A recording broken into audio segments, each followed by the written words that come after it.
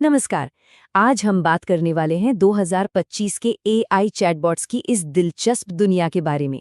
देखिए, हर तरफ इतने सारे ऑप्शंस हैं कि ये समझना मुश्किल हो जाता है कि अपने काम के लिए आखिर कौन सा टूल सबसे सही रहेगा। तो चलिए आज इसी उलझन को सुलझाते हैं।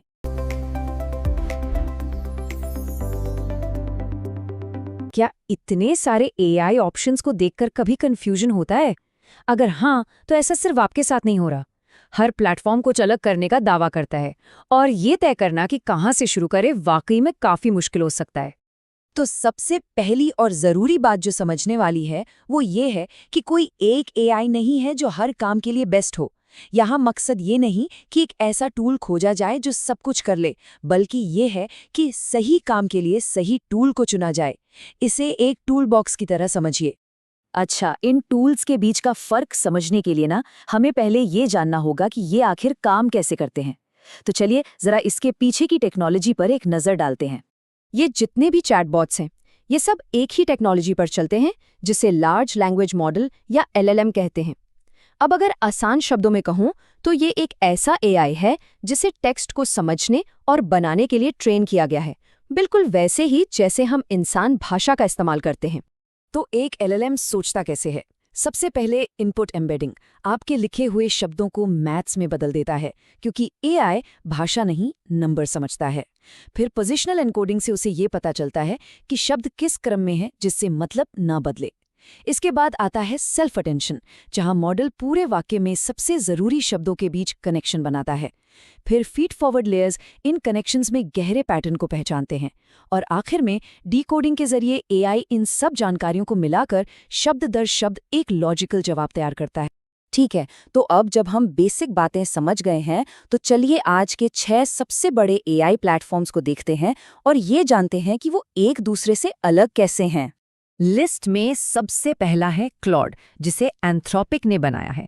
आप इसे एक डीप डॉक्यूमेंट एनालिस्ट की तरह सोच सकते हैं, मतलब ये बहुत बड़ी मात्रा में टेक्स्ट को संभालने में माहिर है।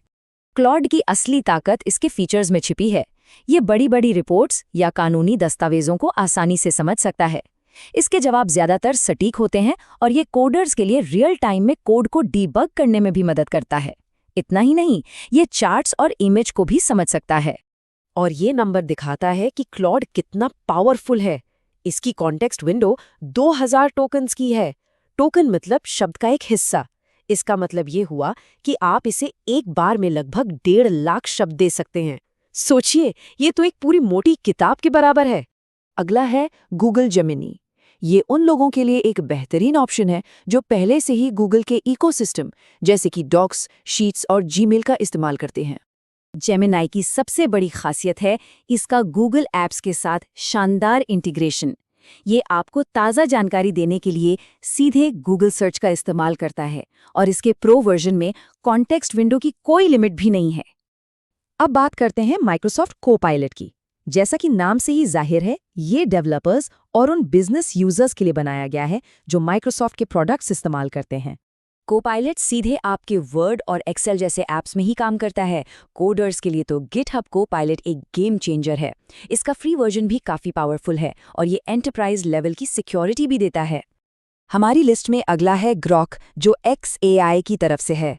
ये अपनी रियल टाइम जानकारी और तर्क करने की क्षमता के लिए जाना जाता है, खासकर X यानी पुराने ट्विटर प्लेटफॉर्म से जुड़ी जानकारी के लिए। ग्रॉक की सबसे अनोखी बात यह है कि ये सीधे X/Twitter से रियल टाइम जानकारी उठा सकता है। और तो और इसकी कॉन्टेक्स्ट विंडो 2 मिलियन टोकन्स की है। ये क्लॉड से 10 गुना ज्यादा है। ये इसे बहुत ही जटिल समस्याओं को हल करने में अविश्वसनीय रूप से शक्तिशाली बनाता है। चलिए अब एक ऐसे टूल की बात करते हैं जो मार्केट में सच में हलचल मचा रहा है, डीपसीक R1। ये कीमत और कस्टमाइजेशन के मामले में एक गेम चेंजर है। ये स्लाइड अपने आप में सब कुछ कह देती है। डीपसीक R1 ओपनएआई जैसे बड़े मॉडल्स की तुलना में 95% तक सस्ता हो सकता है। और क्योंकि ये ओपन सोर्स है, इसका मतलब है कि इसे अपने सर्वर पर चलाकर डेटा पर पूरा कंट्रोल रखा जा सकता है। हमारी लिस्ट में आखिरी है परप्लेक्सिटी AI। इसे खास तौर पर सटीक और वेरीफाइड रिसर्च के लिए ही बनाया गया है। परप्लेक्सिटी की सबसे बड़ी खासियत है कि ये हर जवाब के साथ सोर्स का लिंक देता है। ये वेब पर रियल टाइम में खोज करता है, जानकारी को वेरीफाई करता है, जिससे ये स्टूडेंट्स, जर्नलिस्ट और रिसर्चर्स के लिए एक ज़बरदस्त टूल बन जाता है। ठीक है, तो अब हम सभी बड़े खिलाड़ियों को जान गए हैं। अब सबसे ज़रूरी सवाल पर आते हैं, अपने लिए सही टूल कैसे चुनें? ये स्लाइड फैसला लेने को बहुत आसान बनाती है। ये टेबल साफ साफ दिखाती है कि किस ज़रूरत के लिए कौन सा प्लेटफॉर्म बेस्ट है। अगर बड़ी फाइलों का एनालिसिस करना है तो क्लॉड चुनें। अगर गूगल एप्स में काम करते हैं तो जेमिनाई सबसे सही है। कोडिंग के लिए गिटहब कोपायलट से बेहतर कुछ नहीं। अगर बजट कम है या डेटा पर पूरा कंट्रोल चाहिए तो डीपसीक R1 एक बेहतरीन विकल्प है। और सटीक वेरीफाइड रिसर्च के लिए परप्लेक्सिटी ही बेस्ट है। अच्छा, सिर्फ एक टूल चुनने के बजाय क्यों ना एक पूरा टूल बॉक्स ही बनाया जाए?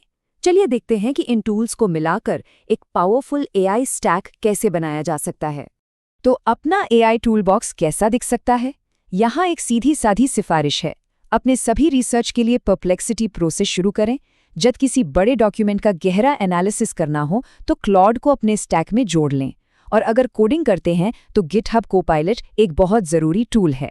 याद रखें, सबसे अच्छी स्ट्रैटेजी एक ऐसा टूल बॉक्स बनाना है जो सभी ज़रूरतों को पूरा करे, न कि सिर्फ एक ही टूल पर निर्भर रहना। और अंत में एक सवाल सोचने के लिए, क्या हम एक ऐसे भविष्य की ओर बढ़ रहे हैं जहां एक ही सुपर AI सब कुछ करेगा, या फिर एक ऐसे भविष्य की ओर जहां हर किसी के पास अपने काम के लिए खास AI टूल्स का एक पर्सनल सेट होगा? ये इस बात पर निर्भर करेगा कि ये टेक्नोलॉजी आगे कैसे विकसित होती है। Like, share, and subscribe to Connect and Build. I have already done. Did you guys subscribe?